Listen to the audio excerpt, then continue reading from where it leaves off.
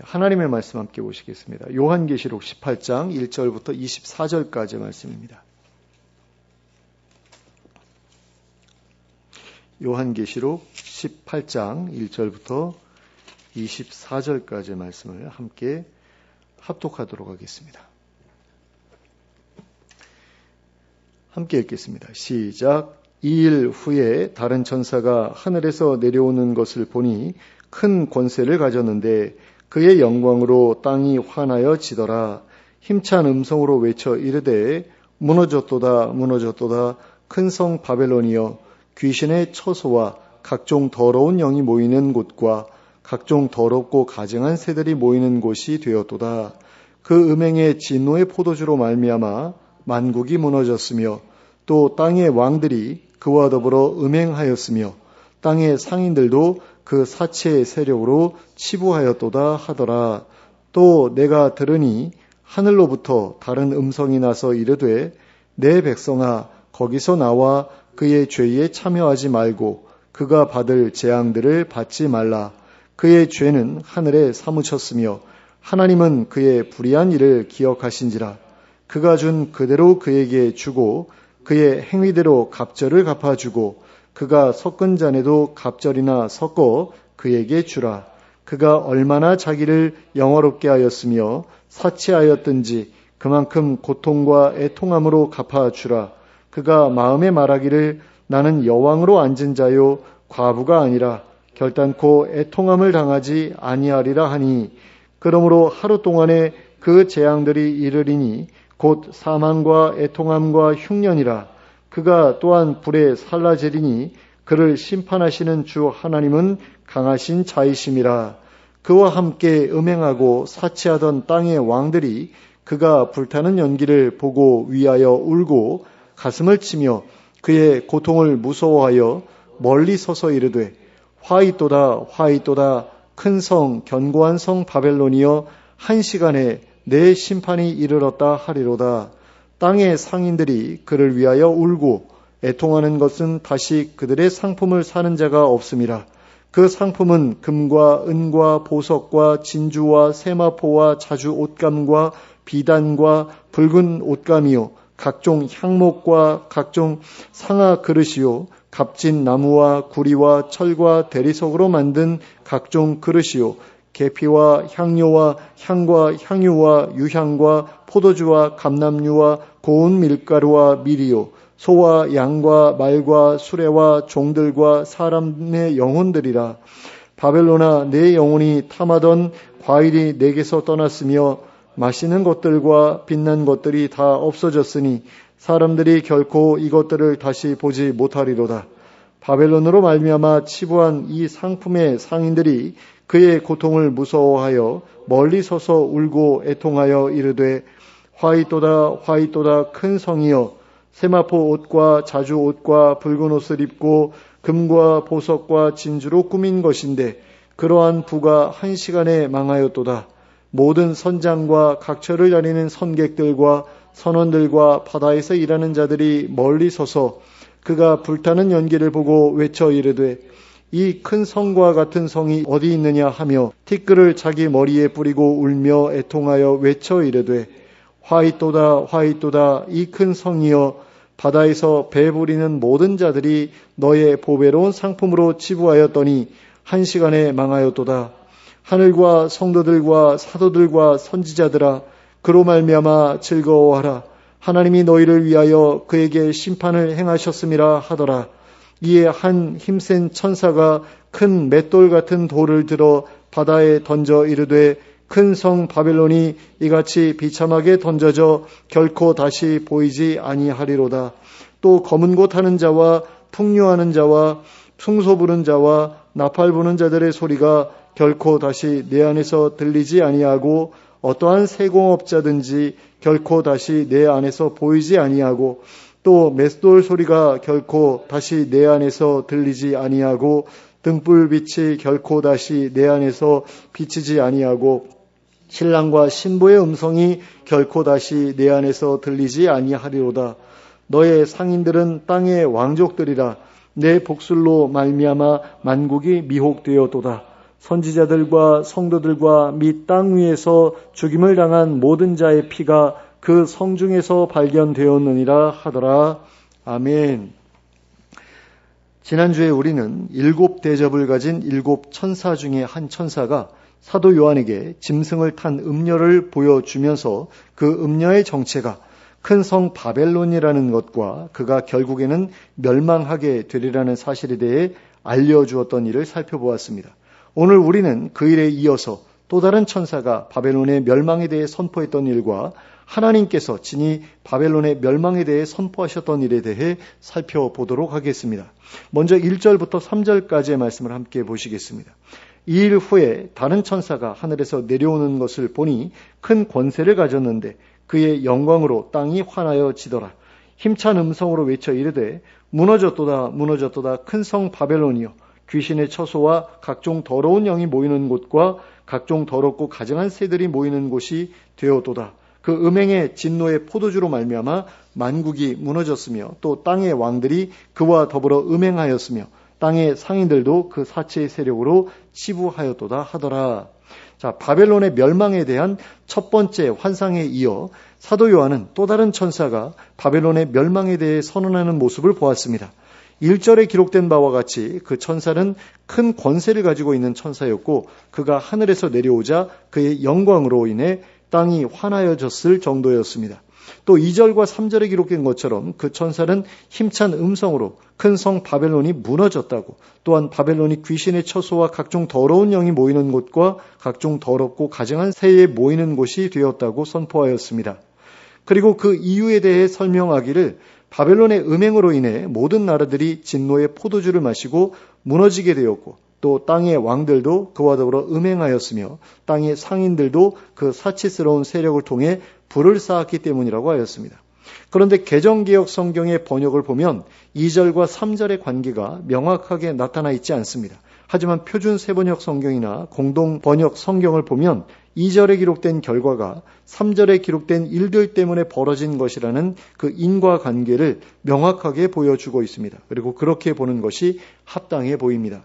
그런 점에서 우리는 큰 성 바벨론의 멸망이 바로 그들의 음행, 즉 우상 숭배와 그들의 사치 때문이었다는 것을 기억해 두어야 합니다. 그리고 이 예언을 로마 제국의 멸망에 대한 예언이라고 볼 때 로마 제국의 멸망 또한 우상 숭배와 사치 때문에 일어나게 될 일이었다고 기억해 둘 필요가 있습니다. 그런데 로마 제국은 자기들만 우상 숭배를 한 것이 아니라 자기들이 정복한 나라들까지도 우상 숭배를 하도록 조장했습니다. 자기들의 영적인 범죄를 다른 나라에까지 전염시킨 결과가 바로 그들의 멸망으로 이어지게 되었던 것입니다. 그런 점에서 우리는 하나님에 대한 불신을 다른 이들에게 전염시키는 일이 얼마나 무서운 죄인가 하는 것을 기억해 둘 필요가 있습니다. 그러니까 하나님 대신에 다른 신들을 섬기도록 그렇게 유혹하는 것이 얼마나 무서운 죄인지를 깨달아야 한다라는 것입니다. 그 다음으로 4절과 5절 말씀을 보시겠습니다. 또 내가 들으니 하늘로부터 다른 음성이 나서 이르되 내 백성아 거기서 나와 그의 죄에 참여하지 말고 그가 받을 재앙들을 받지 말라. 그의 죄는 하늘에 사무쳤으며 하나님은 그의 불의한 일을 기억하신지라. 여기서 사도 요한은 자신이 하늘로부터 다른 음성이 말씀하는 바를 들었다고 기록하고 있습니다. 그런데 그 음성이 말하기를 내 백성아 라고 말한 것을 보면 이 음성은 하나님의 음성이었던 것이 분명해 보입니다. 그러므로 지금부터는 하나님께서 말씀하신 것으로 설명해 가도록 하겠습니다. 이때 하나님께서는 당신의 백성들을 향해 말씀하시기를 거기에서 나와 그의 죄에 참여하지 말고 그가 받을 재앙들을 받지 말라고 하셨습니다. 그러면 거기는 어디이고 그는 누구입니까? 거기는 큰 성 바벨론이고 그는 음녀입니다. 그러므로 둘 다 같은 대상을 가리키는 것이라고 할 수 있습니다. 하나님께서는 당신의 백성들이 큰 성 바벨론에 거주하지 않기를 바라셨습니다. 그래서 그곳에서 떠나기를 바라셨습니다. 그들이 그곳에 정착해서 살아가고 있는 이상 그들 역시 바벨론에 임할 심판을 피하지 못하게 될 것이 분명했기 때문입니다. 바벨론 사람들의 죄는 하늘에 사무쳤고 하나님께서는 그들의 불의한 일들을 다 기억하고 계셨기 때문입니다. 그래서 하나님의 심판이 철회될 가능성이 조금도 없었기 때문입니다. 그런데 이 말씀은 오늘날을 살아가고 있는 우리에게 있어서도 매우 중요한 의미를 지닌 말씀이라고 할 수 있습니다. 왜냐하면 하나님께서는 때때로 한 도시 전체를 하나의 단위로 삼아 그들의 악행을 심판하기도 하시기 때문입니다. 그 대표적인 예가 바로 소돔과 고모라에 벌어진 일이라고 할 수 있습니다. 그들은 포악함으로 인해 하나님의 심판을 받게 되었고 그 결과 하늘에서 떨어지는 불과 우박으로 인해 멸망을 당하게 되었습니다. 근데 그 심판의 와중에 누가 살아남았습니까? 바로 롯이 살아남았죠. 근데 롯이 어떻게 살아남았습니까? 그 지역에서 떠남으로써 살아남았습니다. 그런데 오늘날이라고 해서 그와 같은 일이 다시 일어나지 않으리라는 법이 없습니다. 하나님은 어제나 오늘이나 동일하신 분이시기 때문입니다. 그러므로 자신이 살고 있는 도시가 너무 심하게 타락해서 하나님의 심판이 임박할 정도가 되었다고 판단된다면 그때는 그 도시를 떠나 다른 도시로 옮겨가는 것이 지혜로운 일이라고 할 수 있습니다. 물론 하나님께서 특별한 사명을 주셔서 그 도시를 위해 기도하라고 하시면서 그 도시에 머무르게 하셨다면 그런 사람은 계속해서 그곳에 머물러 있어야 할 것입니다. 하지만 그런 경우가 아니라면 굳이 그 도시와 함께 하나님의 심판을 맞이할 이유가 없습니다. 그러므로 자신이 살고 있는 도시를 위해서 늘 깨어 기도하시되 그 도시가 점점 더 타락하여 하나님께서 그 도시를 버리셨다는 것이 분명해지거든, 그리고 하나님께서도 자신이 그 도시를 떠나기를 바라시는 것이 분명해지거든, 그때는 반드시 그곳을 떠나 안전을 도모하는 여러분들이 되시기 바랍니다. 그래서 어떤 나라를 보면 특별히 심각한 문제가 있는 어떤 도시들이 있습니다. 어떤 경우에는 나라 전체가 하나님께 심판받아 마땅한 그런 나라들도 있죠. 그런 곳에서는 떠나는 것이 맞다라는 겁니다. 자, 그 다음으로는 6절부터 8절까지의 말씀을 보시겠습니다. 그가 준 그대로 그에게 주고 그의 행위대로 갑절을 갚아주고 그가 섞은 잔에도 갑절이나 섞어 그에게 주라. 그가 얼마나 자기를 영화롭게 하였으며 사치하였든지 그만큼 고통과 애통함으로 갚아주라. 그가 마음에 말하기를 나는 여왕으로 앉은 자요 과부가 아니라 결단코 애통함을 당하지 아니하리라 하니 그러므로 하루 동안에 그 재앙들이 이르리니 곧 사망과 애통함과 흉년이라. 그가 또한 불에 살라지리니 그를 심판하시는 주 하나님은 강하신 자이심이라. 여기에서는 하나님께서 누군가를 향해 바벨론에 대한 심판을 진행하라고 말씀하신 내용이 기록되어 있습니다. 그러면 이 명령은 누구에게 주어진 명령일까요? 본문에 기록된 내용을 보면 이 명령은 하나님의 백성들에게 주어진 명령인 것처럼 보이기도 합니다. 하지만 그보다는 하나님의 심판을 대신해서 집행하도록 정해져 있는 천사들에게 주신 명령이라고 보는 것이 적절합니다. 왜냐하면 하나님께서는 당신의 백성들을 향해 원수 갚는 것을 당신께 맡기라고 하셨기 때문입니다. 그런데 여기에서는 갚아주라고 말씀하고 있으니 이 명령은 당신의 백성들에게 주신 명령이 아니라 천사들에게 주신 명령이라고 보아야 맞는 것입니다. 그러면 이 명령의 내용은 무엇입니까? 큰 성 바벨론이 하나님의 백성들에게 행한 그대로 갚아주라는 것입니다. 그런데 그 행위대로 갑절을 갚아주라고 하였습니다. 하나님의 백성들이 핍박받은 것을 2배로 불려서 되갚아 주라는 것입니다. 바로 이와 같은 이유 때문에 우리가 우리의 원수를 스스로 갚을 필요가 없어지는 것이라고 할 수 있습니다. 우리가 직접 원수를 갚는 것보다 하나님께 맡겨드릴 때에 더 크게 갚아주시기 때문입니다. 그런 점에서 이 말씀을 읽은 초대교회 성도들은 무척이나 큰 위로를 받게 되었을 것입니다. 그리고 자신의 손으로 원수를 갚고자 했던 원한을 기꺼이 추스를 수 있었을 것입니다. 그런데 7절에 기록된 것을 보시면 천사들이 그에게 갚아주어야 할 것이 다만 하나님의 백성들에 대한 핍박에 관한 것뿐만이 아니라 그의 영화로움과 사치스러움에 관한 것까지도 포함하고 있었다는 것을 알 수 있습니다. 7절에서 볼 수 있듯이 하나님께서는 그가 이 땅에서 자기 혼자 잘 먹고 잘 살면서 다른 사람들의 고통과 슬픔을 돌아보지 않았던 것에 대해서도 고통과 애통함으로 갚아주라고 하셨습니다. 그러니까 사치했다라는 게 무슨 얘기입니까? 자기 혼자서 잘 먹고 잘 살았다라는 얘기죠. 근데 다른 사람들은 어찌 되든 상관하지 않았다라는 겁니다. 그래서 그것에 대해서 고통과 애통함으로 갚아주라고 하셨다라는 거죠. 그런데 이와 같은 심판은 그저 큰 성 바벨론의 백성들에게만 주어지게 될 심판이 아닙니다. 이 심판은 이 세상의 모든 사람들에게도 적용될 그런 심판입니다. 평생을 살아오면서 자기 혼자만 잘 먹고 잘 살면 된다고 생각하고 다른 사람들의 고통과 슬픔을 돌아보지 않은 사람들은 반드시 고통과 애통의 심판을 받게 될 것입니다. 그런데 그 심판이 어떤 식으로 주어지게 되는지 보시기 바랍니다. 8절에 기록된 것을 보시면 하루 동안에 사망과 애통함과 흉년과 불사름의 재앙이 임하게 될 것이라고 말씀하고 있는 것을 볼 수 있습니다. 한순간에 자기가 쌓아 올렸던 모든 것들을 잃어버리고 멸망해 버리게 만들겠다고 하신 것입니다. 그런데 여러분이 하나님을 믿는다고 해서 이 심판의 대상이 되지 않을 것이라고 생각하지 마시기 바랍니다. 하나님을 믿는다고 하더라도 입으로만 믿을 뿐 행위로 그 믿음을 증명하지 못한 사람들도 이 심판의 대상에서 벗어나지 못할 것입니다. 하나님을 진짜로 믿는 사람이라면 자기 혼자만 잘 먹고 잘 살려고 하지 않을 것이기 때문입니다. 하나님을 진짜로 믿는 사람이라면 자기 주변 사람이 고통과 슬픔으로 힘들어할 때 그것을 보면서도 나 몰라라 하지는 않을 것이기 때문입니다.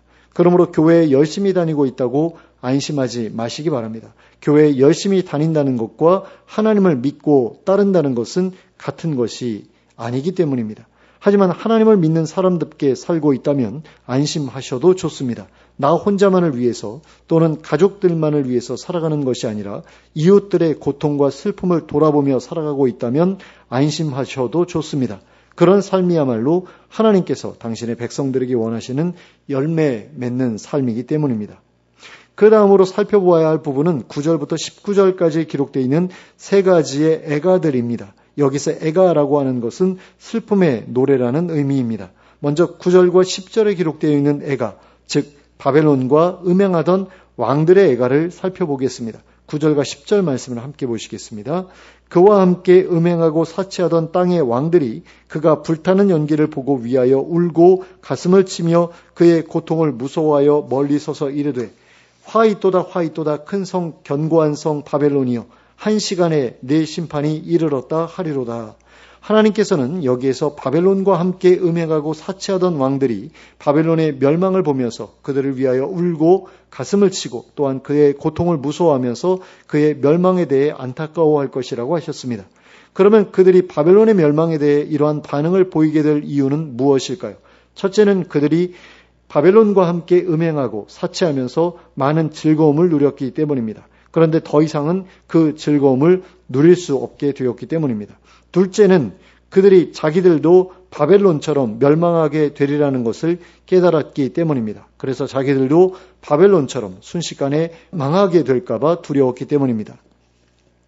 그 다음으로는 11절부터 17절 전반부까지 기록되어 있는 애가, 즉 바벨론으로 말미암아 치부하던 상인들의 애가를 살펴보겠습니다. 11절부터 17절 전반부까지의 말씀을 함께 보시겠습니다. 땅의 상인들이 그를 위하여 울고 애통하는 것은 다시 그들의 상품을 사는 자가 없습니다. 그 상품은 금과 은과 보석과 진주와 세마포와 자주 옷간과 비단과 붉은 옷감이요 각종 향목과 각종 상아 그릇이요 값진 나무와 구리와 철과 대리석으로 만든 각종 그릇이요 계피와 향료와 향과 향유와 유향과 포도주와 감람류와 고운 밀가루와 밀이요 소와 양과 말과 수레와 종들과 사람의 영혼들이라. 바벨론아, 내 영혼이 탐하던 과일이 내게서 떠났으며 마시는 것들과 빛난 것들이 다 없어졌으니 사람들이 결코 이것들을 다시 보지 못하리로다. 바벨론으로 말미암아 치부한 이 상품의 상인들이 그의 고통을 무서워하여 멀리 서서 울고 애통하여 이르되 화이또다 화이또다 큰 성이여 세마포 옷과 자주 옷과 붉은 옷을 입고 금과 보석과 진주로 꾸민 것인데 그러한 부가 한 시간에 망하였도다. 하나님께서는 여기에서 바벨론으로 말미암아 치부하던 상인들이 바벨론의 멸망을 보며 울고 애통할 것이라고 하셨습니다. 그러면 그들이 바벨론의 멸망을 슬퍼하게 될 이유는 무엇 때문이었을까요? 그 이유는 그들이 더 이상 바벨론과 거래를 할 수 없게 되었기 때문입니다. 그래서 바벨론과의 거래를 통해서 쌓아오던 그 부를 더 이상 쌓을 수 없게 되었기 때문입니다. 그런데 그들은 바벨론과 더불어 온갖 물품들을 거래하는 가운데 사람들의 영혼까지도 거래했다고 하였습니다. 그래서 그들은 바벨론의 멸망을 보면서 자기들도 그들처럼 멸망하게 되리라는 것을 깨달았습니다. 자기들이 바벨론과 더불어 사람들의 영혼들을 거래했던 일들이 하나님 앞에서 큰 죄라는 사실을 그들이 모르지 않았기 때문입니다. 그래서 그들은 바벨론의 고통을 무서워하면서 멀리 서서 울고 애통했습니다. 그 다음으로는 17절 후반부에서 19절까지 기록되어 있는 애가, 즉 바벨론까지 배로 운행하던 사람들의 애가를 살펴보도록 하겠습니다. 17절 후반부부터 19절까지의 말씀을 함께 보시겠습니다. 모든 선장과 각처를 다니는 선객들과 선원들과 바다에서 일하는 자들이 멀리 서서 그가 불타는 연기를 보고 외쳐 이르되 이 큰 성과 같은 성이 어디 있느냐 하며 티끌을 자기 머리에 뿌리고 울며 애통하여 외쳐 이르되 화이또다 화이또다 이 큰 성이요 바다에서 배부리는 모든 자들이 너의 보배로운 상품으로 치부하였더니 한 시간에 망하였도다. 자, 하나님께서는 여기에서 바벨론까지 배로 운행하던 사람들이 바벨론의 멸망을 보면서 티끌을 자기 머리에 뿌리고 울며 애통할 것이라고 하셨습니다. 그런데 17절 후반부를 보시면 그들을 가리켜 말하기를 모든 선장과 각처를 가리는 선객들과 선원들과 바다에서 일하는 자들이라고 표현하고 있는 것을 볼 수 있습니다. 그런데 이들이 18절에서 무엇이라고 말하고 있는지 보시기 바랍니다. 이 큰 성 같은 성이 어디 있느냐고 말하고 있습니다. 그러니까 자기들이 배를 타고 여기저기를 다 다녀보았어도 이 성처럼 큰 성은 없었다는 것입니다.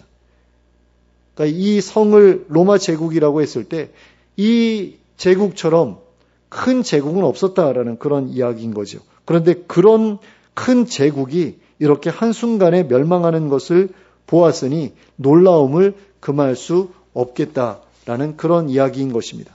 그런데 이 세 가지의 애가에는 두 가지의 공통된 내용이 반복해서 등장하고 있는 것을 볼 수 있습니다. 첫째는 이 세 부류의 사람들이 모두 다 바벨론으로 인해 어떤 이득을 보고 있었던 사람들이었다라는 것입니다. 왕들은 바벨론과의 교류로 인해서 정치적인 이득을 보고 있었던 사람들이었고 상인들과 바닷사람들은 바벨론과의 거래로 인해서 경제적인 이득을 보고 있었던 사람들이었습니다. 둘째는 이 세 부류의 사람들 모두가 바벨론의 멸망을 보면서 무서워했고 또 모두가 바벨론으로부터 멀리 떨어져 있는 가운데 울고 애통했다라는 것입니다. 그런데 이들이 그 시점에서 바벨론과 그렇게 멀리 떨어져 있었다고 해서 바벨론에 임했던 하나님의 심판이 이들에게는 임하지 않게 되었을까요? 그럴 리가 없습니다. 이들이 바벨론의 멸망에 대해 안타까워했다는 것은 이들 역시 바벨론과 마찬가지로 불의한 이득을 좇았던 불의한 자들이라는 증거이기 때문입니다. 그러니까 지금까지 바벨론과 거래하면서 엄청난 이득을 봤는데 바벨론이 멸망하는 것을 딱 보고서 이제는 더 이상 저놈하고 가까이 하지 말아야지라고 했다고 해가지고 하나님께서 이 사람들을 심판하지 않으시겠느냐? 아니라는 겁니다. 그들 역시 바벨론처럼 불의한 자들이기 때문에 심판을 받게 되리라는 것입니다. 하지만 하나님의 백성들은 바벨론의 멸망에 대해 이들과는 확연히 다른 반응을 보이게 될 것이었습니다. 그들은 바벨론과 달리 의로운 자들이었고 그들의 불의한 거래에 참여하지 않았던 사람들이었기 때문입니다. 20절 말씀을 함께 보시겠습니다. 하늘과 성도들과 사도들과 선지자들아 그로 말미암아 즐거워하라. 하나님이 너희를 위하여 그에게 심판을 행하셨음이라 하더라.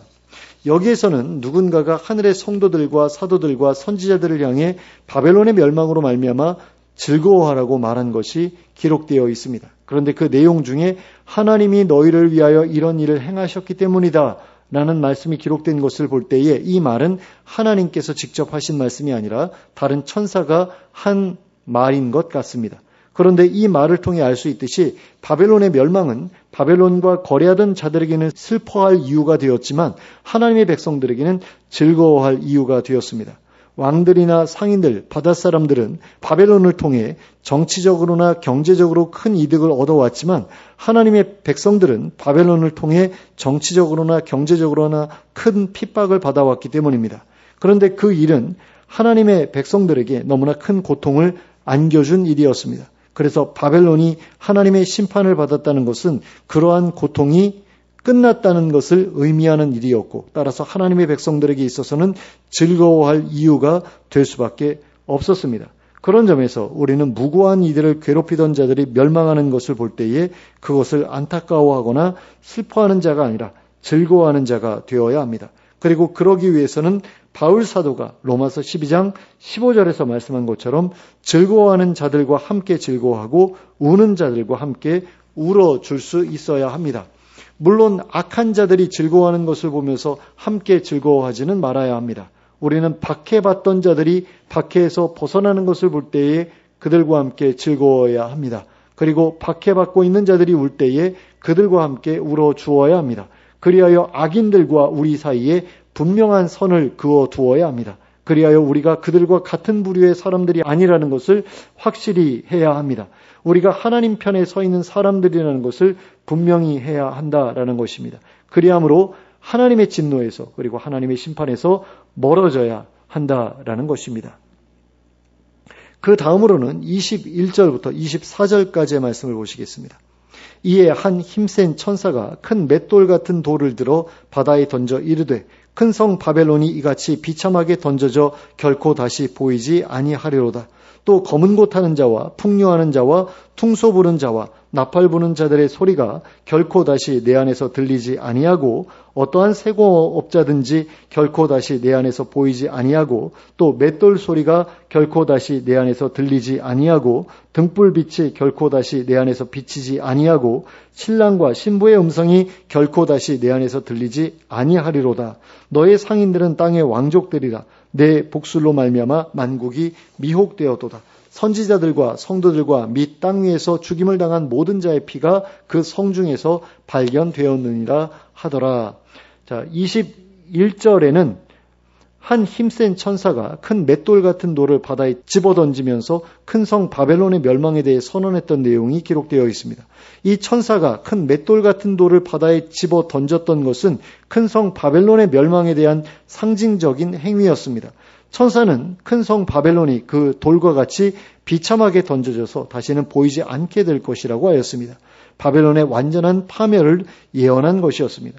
그리고 22절과 23절 전반부에서는 온갖 악기를 연주하는 자들의 소리가 다시는 바벨론에서 들리지 않게 될 것이고 또 어떠한 세공업자도 그곳에서 다시 보이지 않게 될 것이며 또한 맷돌 소리도 결코 그곳에서 다시 들리지 않게 될 것이고 또한 그곳에서 다시는 등불빛이 보이지 않게 될 것이고 또한 신랑과 신부의 음성도 들리지 않게 될 것이라고 하였습니다.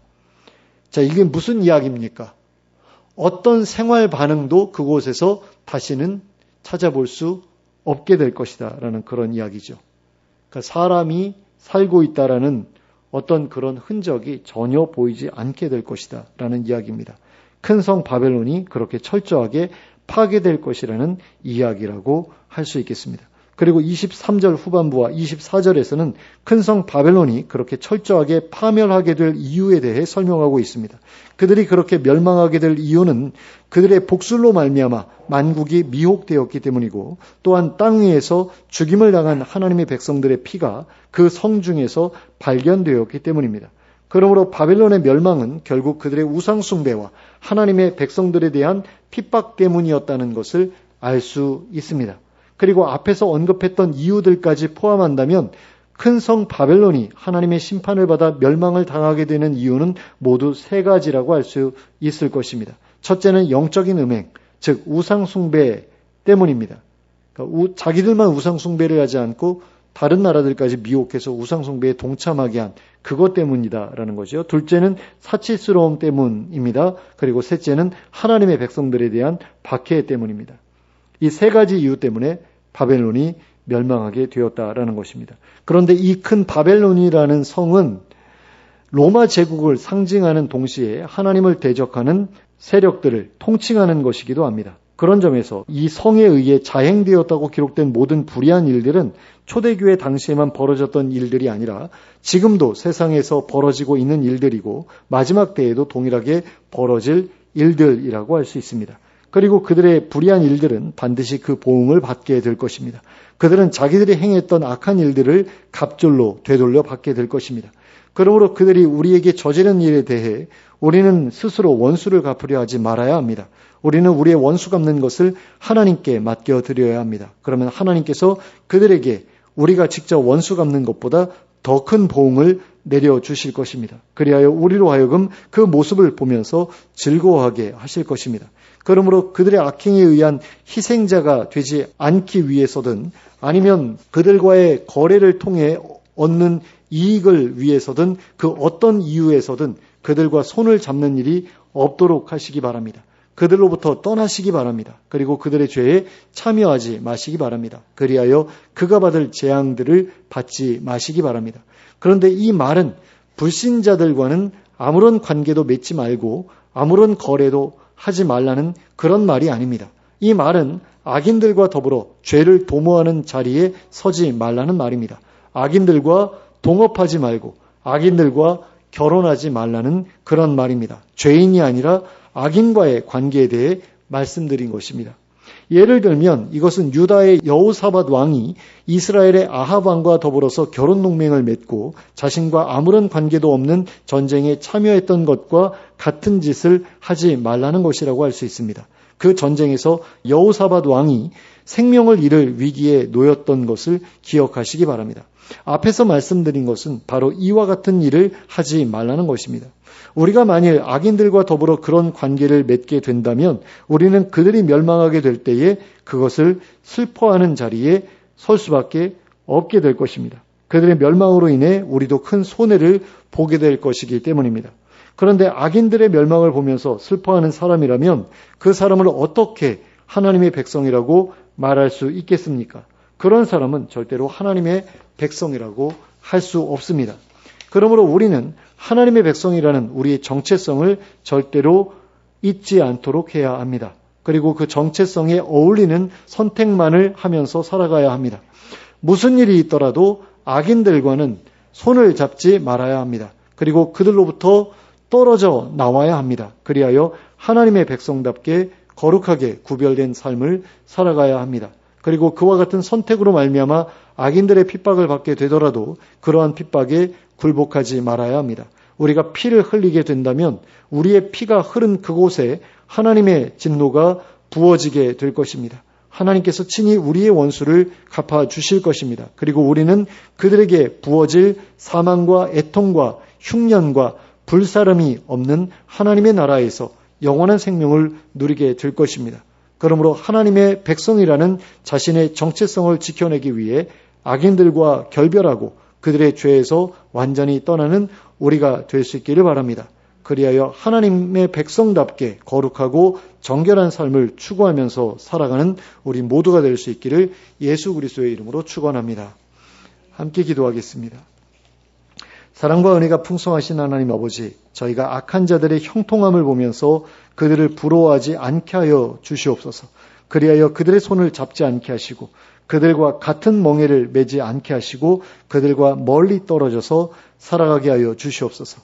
그리고 하나님의 백성으로서의 정체성을 지키기 위해 거룩함과 정결함을 추구하며 살아가게 하여 주시옵소서. 그리고 혹여 그들로 인해 큰 고통과 슬픔을 겪게 되는 일이 벌어지게 되더라도 스스로 원수를 갚지 말게 하시고 그 모든 것을 하나님께 맡겨드리게 하여 주시옵소서. 그리하여 하나님께서 친히 우리의 원수를 갚아주시는 것을 보게 하시고 그로 인해 하나님의 크신 위로를 경험하게 하여 주시옵소서. 예수 그리스도의 이름으로 기도하였습니다. 아멘.